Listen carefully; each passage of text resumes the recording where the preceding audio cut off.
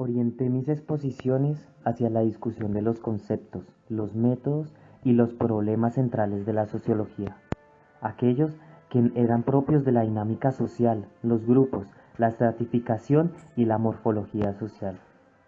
En 1945 culminé mi cátedra de sociología en la Escuela Normal Superior y un año después recibí una beca para estudiar ciencias sociales en Francia. Llegué a París antes de cumplir 29 años y allí permanecí hasta 1948. Ya en Europa, tuve un acercamiento a la historia a partir de las exposiciones de varios académicos, en donde tuve un acercamiento a varios grupos de historiadores que me hicieron optar por años más tarde a la historia, por la convicción de que era la ciencia de síntesis por excelencia y la que podía brindar un mayor conocimiento a la realidad social. Años más tarde, realicé un trabajo como auxiliar de investigación en el Instituto de Economía de la Universidad Nacional dirigido por Antonio García, en donde me fue ofrecida la cátedra de Sociología en la Facultad de Derecho, donde orienté mis cursos en tres direcciones. Estas tres direcciones eran el conflicto, los grupos y las instituciones sociales.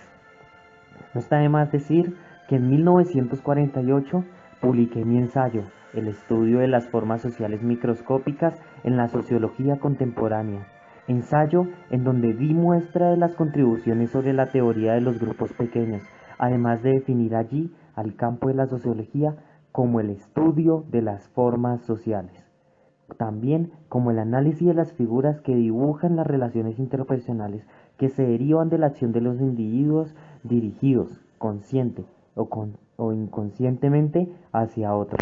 Años más tarde, me emancipé en filosofía e inicié un énfasis historiográfico independiente, con la sociología como una ciencia auxiliar de comprensión y de síntesis. A partir de estas ambigüedades escribí El pensamiento colombiano en el siglo XIX, del cual les hablaré más adelante. Obra que terminé por afirmar mi estatus de historiador, pues allí examiné las imágenes y soluciones sociales ofrecidas por los pensadores colombianos a los problemas nacionales del siglo XIX. Estudié las controversias frente a la herencia española, las ideas sobre la organización del Estado y las querellas filosóficas, la escolástica, el utilitarismo y también el positivismo.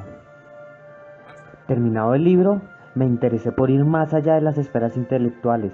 Quise abordar los estilos de vida, las formas características de actuar, pensar y sentir de individuos y grupos que ocupan posiciones diferentes en la estructura social. Y de allí se derivó el texto Historia de Pereira, realizado en 1962. También se derivaron ensayos sobre historia social colombiana en el 69.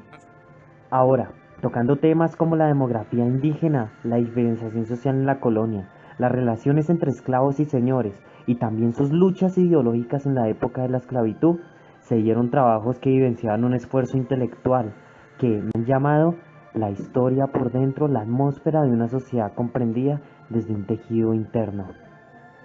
Los últimos años han estado dedicados a reflexionar sobre la historia como campo especial del conocimiento y como el declaro de una de mis grandes satisfacciones consistía en haber iniciado una renovación en la historiografía nacional, llamando la atención sobre la historia social y de la cultura, y también sobre la necesidad de tener una rigurosa preparación científica para escribir historia. Además, he sido uno de los pocos historiadores colombianos que ha tenido la concepción clara de la historia, un conocimiento de su desarrollo, de sus métodos, de sus relaciones con las demás ciencias sociales, de sus limitaciones y de sus tensiones como arte y como ciencia. Para mí, la historia es una disciplina social animada por el espíritu científico, pues trabaja con marcos de referencia, observa hechos, establece nexos entre ellos y postula explicaciones, además de relaciones con la causalidad. Es una ciencia fáctica de realidades y su método no es radicalmente diferente al seguido por las disciplinas que estudian el mundo físico y natural. A mi juicio, la función del historiador es hacer generalizaciones que permitan encontrar el sentido y la explicación de los procesos históricos de una nación, de una sociedad o incluso de una época determinada. El libro De la sociología a la historia reúne 32 trabajos importantes que dan muestra de las diversas facetas de mi carrera académica, incluyendo mis acercamientos a la filosofía y a la metodología de las ciencias sociales. Además, con un estudio clásico en el pensamiento colombiano en el siglo XIX se completa esta obra, pues amplío los temas tratados en los dos tomos de ensayos de la historia social. Ahora daré paso a la realización de un análisis referente a mi libro El pensamiento colombiano en el siglo XIX.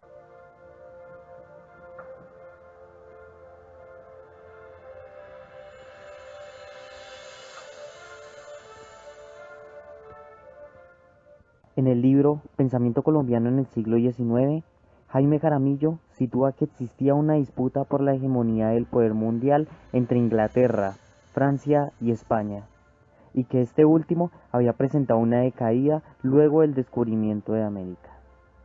También menciona que el primer campo en que se situó un análisis crítico fue en el económico, puesto que éste regiría el rumbo que tomaría la historia, dado que la riqueza estaba asociada al poder, y pues la riqueza también tenía su lugar en relación a la economía. Por otra parte, menciona que todo esto encontraría su contexto en la época moderna, y que a partir del Renacimiento el eje del poder pasaría por la misma vía que el poder industrial, puesto que los pueblos que harían la historia serían aquellos donde la forma y actividad económica, características del capitalismo, se desarrollaran con mayor plenitud.